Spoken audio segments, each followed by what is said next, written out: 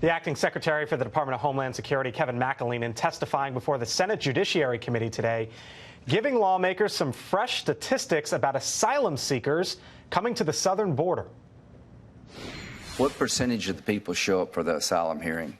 But we do see too many cases where people are not showing up. We did an expedited pilot with family units this year with ICE and the immigration courts. Out of those 7,000 cases, 90 received final orders of removal in absentia, 90%. 90% did not show up? Correct.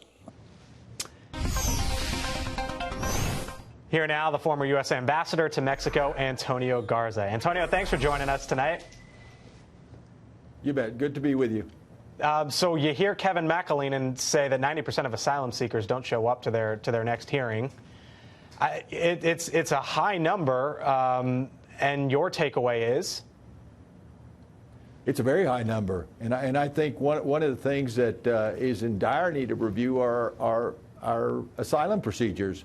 And these last few days, what has been highlighted is the need for more cooperation between the United States and Mexico on the enforcement side.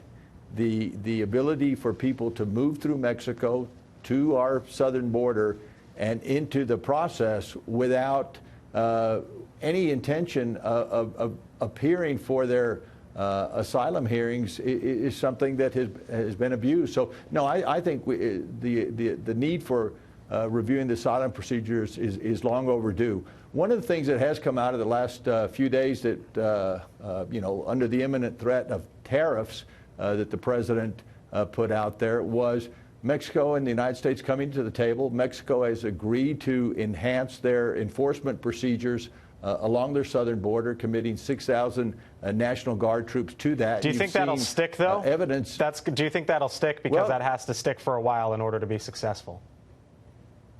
Yeah, I think they're very committed to it.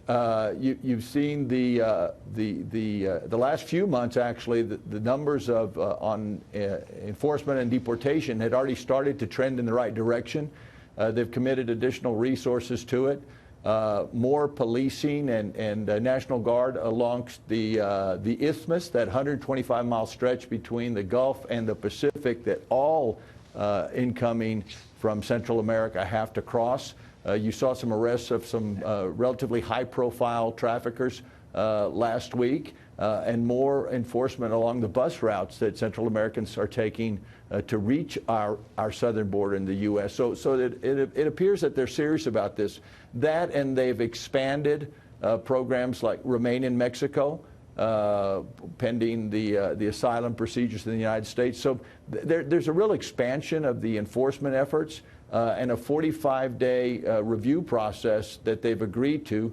So, yeah, I think this time it's going to stick.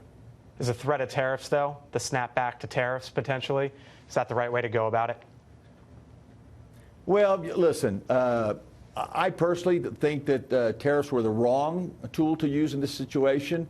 Using tariffs to try to accomplish some policy objectives that are unrelated to trade and economics. I think they brought a certain urgency and an expansion of existing programs. I'd have liked to have seen it done more the diplomatic route outside the use of that tariff threat.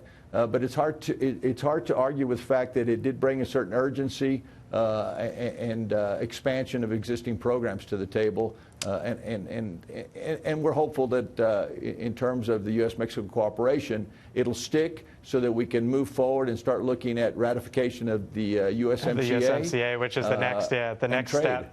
Yep, exactly. It is the next step potentially in a very, very long process. But, Antonio, we got to leave it there tonight. Antonio Garza, former U.S. ambassador to Mexico, joining us live from Mexico City tonight. Thank you very much.